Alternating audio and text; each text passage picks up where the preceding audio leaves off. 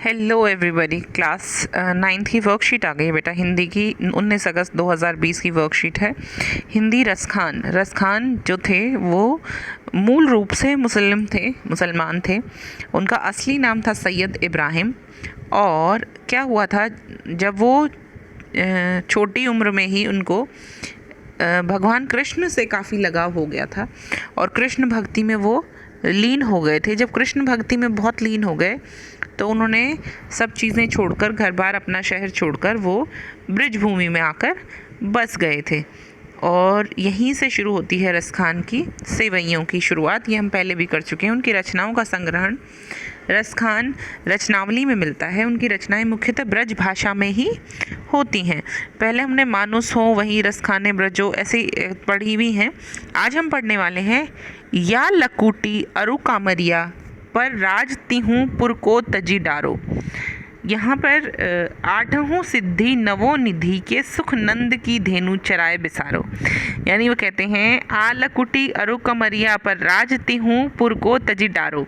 वो कहते हैं ग्वालों की लाठी और कंबल के लिए तीनों लोगों का राज भी त्यागना पड़े। मतलब अगर मैं तीनों लोगों का यानी कि धरती लोक, पाताल लोक और देवलोक, तीनों का राज भी त्यागना पड़े तो मैं उसके लिए तैयार हूँ।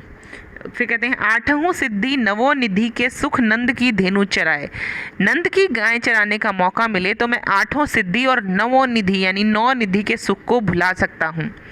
रसखान कबो इन आखन सो ब्रज के बन बाग तड़ाग निहारो। वो कहते हैं अपनी आँखों के से ब्रज के वन, उपवन और तालाब को जीवन भर निहारते रहना चाहते हैं।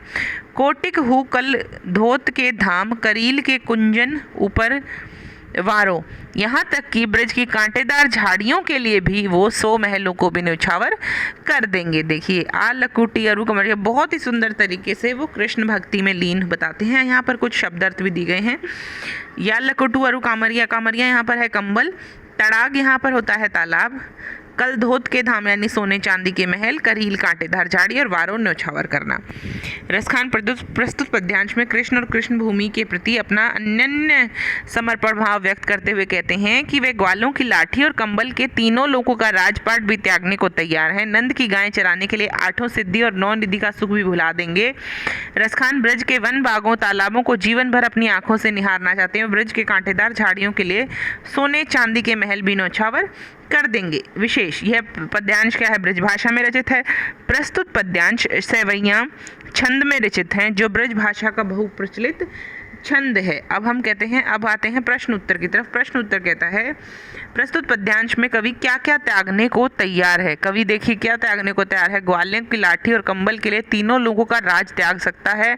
नंद की गायें चराने के लिए 8 सिद्धि और 9 निधि त्याग सकता है। आंखों से पूरी उम्र ब्रज को देखना चाहता है और ब्रज की कांटेदार झाड़ियों के लिए वो महल भी त्याग सकता है। ये मैं लिखवाती हूँ। रसखान ब्रज के वन, बाग और तालाब को जीवन भर क्यों निहारते रहना चाहते हैं? क्योंकि वो किसको प्रेम करते हैं? कृष्ण को। वो चाहते हैं कि वो हर उस चीज़ को देख सकें जहाँ पर कृष्ण रहते थे और कृष्ण के पास महसूस कर सकें खुद को कि मैं कृष्ण के पास ही हूँ। वो कृष्ण भक्ति से, कृष्ण से इतना लगाव रखते थे। आगे क्या है?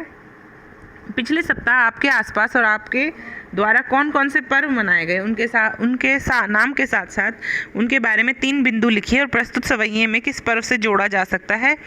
आप इन पर्वों के चित्र भी बना सकते हैं। मतलब आपने अभी पिछले दिनों ज़रूर, हमने बहुत सारे वो मनाए हैं, बहुत सारे त्यौहार मनाए, बहुत सारी चीज़ें मनाई। और अभी हमने देखिए कृष्ण भक्ति का जिक्र हुआ है तो हमने क्या मनाया है? कृष्ण भक्ति का जिक्र हुआ है तो हमने बनाई है कृष्ण जन्माष्टमी, यानी श्री कृष्ण जी का जन्मदिन मनाया है। तो वहाँ पर हम 3 बिंदु यानी श्री कृष्ण जन्माष्टमी पर कुछ बातें लिख सकते हैं। प्रस्तुत पद और शब्दार्थ में से अपनी पसंद के किन्हीं 3 शब्दों का प्रयोग कर 3 वाक्य लिख सकते हैं। यहाँ पर शब्दार्थ में से जैसे कि यहाँ कंबल, तालाब, इन चीज़ों से आप 3 शब्द निकालकर उनके वाक्य बना सकते हैं। अब हम चलते हैं प्रश्न उत्तर को लिखते हैं कि प्रश्न उत्तर को लिखें कैसे।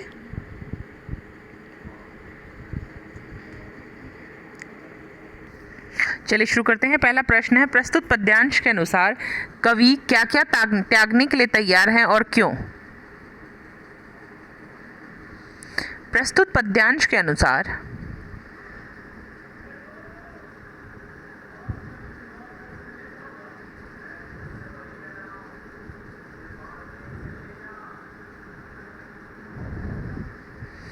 प्रस्तुत पद्यांश के अनुसार कवि रसखान जीवन का हर सुख त्याग कर भी कृष्ण भक्ति में लीन होना चाहते हैं।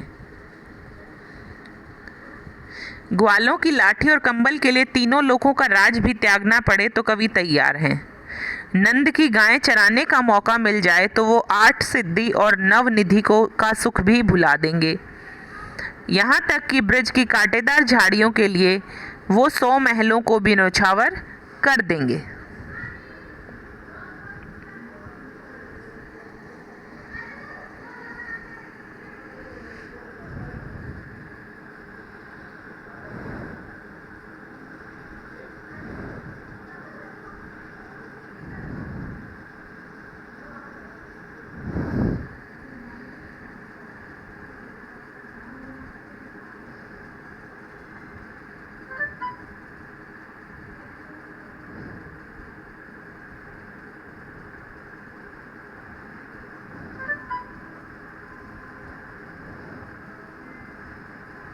आप इस तरह लिख सकते हैं, देखिए।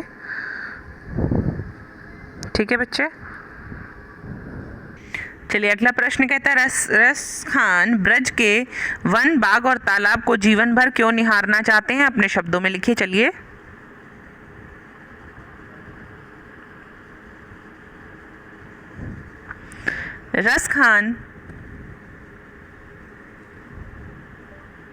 रसखान जीवन भर ब्रज के तालाब,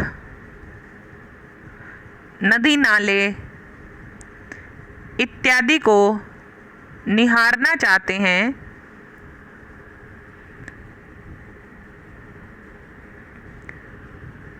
क्योंकि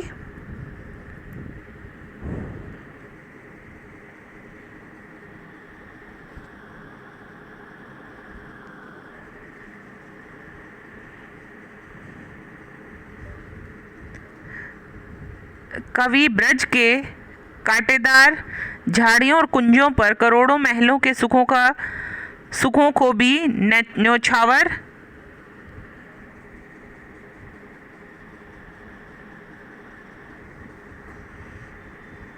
सारी स्पेलिंग्स गलत हैं बच्चे। ब्रज के नदी नाले इत्यादि को निहारना चाहते हैं।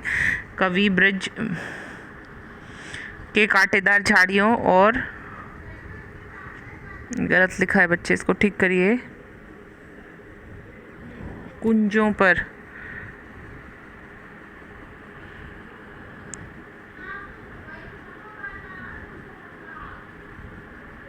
पर करोड़ों महिलाओं, नहीं महलों होगा बच्चे।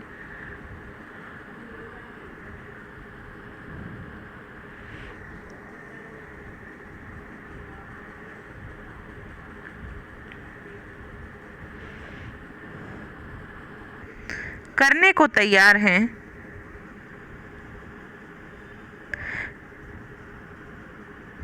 कहने का तात्पर्य यह है कि जो आत्मिक सुख ब्रज की प्राकृतिक छटा में है, वैसा सुख संसार की किसी भी सांसारिक वस्तु में नहीं है।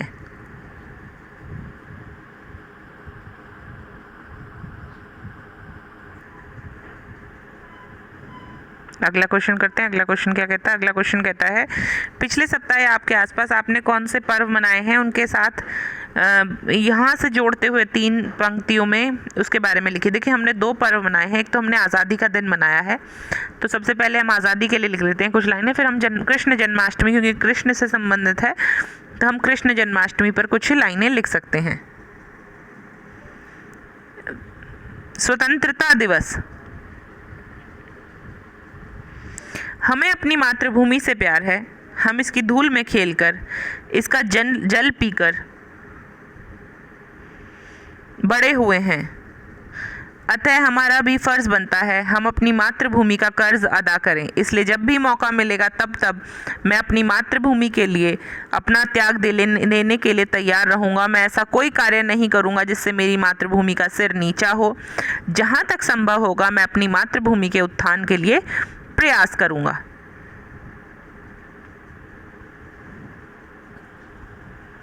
ये देखिए यहाँ पर लिखा है, यहाँ पर क्योंकि हमें इससे रिलेट करके, जैसे वहाँ से बहुत प्रेम कर रहे हैं, प्रेम का भाव दिखाया रस खान ने, यहाँ पर कृष्ण प्रेम की बात की गई, तो हमसे कहा गया पिछले महीने आपने जो त्यौहार या पिछले वक्त आपने जो त्यौहार मनाया, एक तो हमने आज़ादी का दिवस मनाया है, स्वतंत्रता दिवस, तो उसमें हम अपनी मातृभूमि के लिए प्रेम दिखा सकते हैं, और दूसरा प्रेम तो हम अपने कृष्ण भगवान के प्रति दिखा ही सकते हैं, जो कृष्ण भगवान का उन्होंने वर्णन किया हुआ है। चलिए देखते हैं किस प्रकार।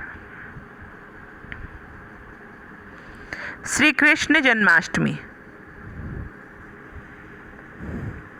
श्री कृष्ण जन्माष्टमी जो कि कृष्ण के जन्म का उत्सव मनाया जाता है।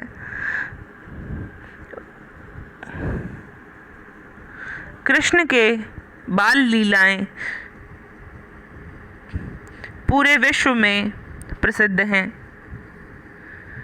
कृष्ण की मुस्कान इतनी मोहक है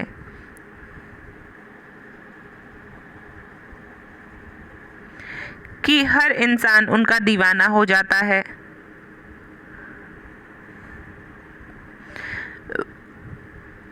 कृष्ण भक्ति में हर इंसान अपने लोक लाज को भूलकर, अपने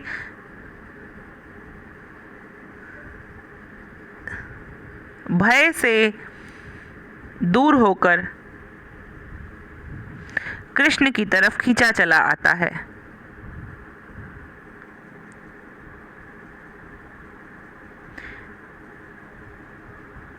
देखिए उसी भाव में हमने लिखा, जिस भाव में रस खान ने कविता लिखी है उसी भाव में हमने स्पष्ट किया, दो त्योहारों के बारे में हमने लिखा है। उसके बाद आते हैं अगले क्वेश्चन की तरफ। अगला क्वेश्चन वर्कशीट में क्या कहता है, प्रस्तुत पद और शब्दार्थ में किन्हीं 3 शब्दों का प्रयोग कर 3 वाक्य लिखे। देखिए सबसे शब्दार्थ में से लिख लेते हैं, तालाब, कंबल, न्योछावर करना। देखिए तालाब, कंबल और न्योछावर करना, ये ले लेते हैं हम 3 शब्द, कोई भी आप 3 शब्द ले सकते हैं।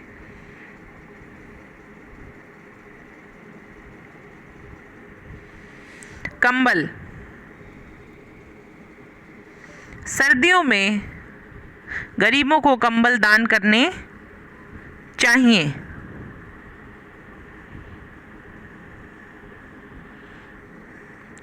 कंबल के बाद क्या था बच्चे, हम तालाब ले रहे हैं। तालाब, घर के पास तालाब में कई तरह की मछलियाँ व कछुए आ गए हैं।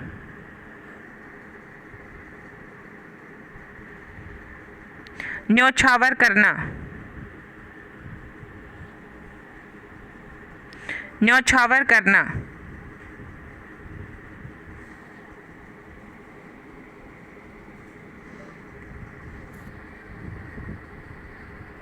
हम अपने देश के लिए अपनी जान न्योछावर करने के लिए हमेशा तत्पर रहते हैं।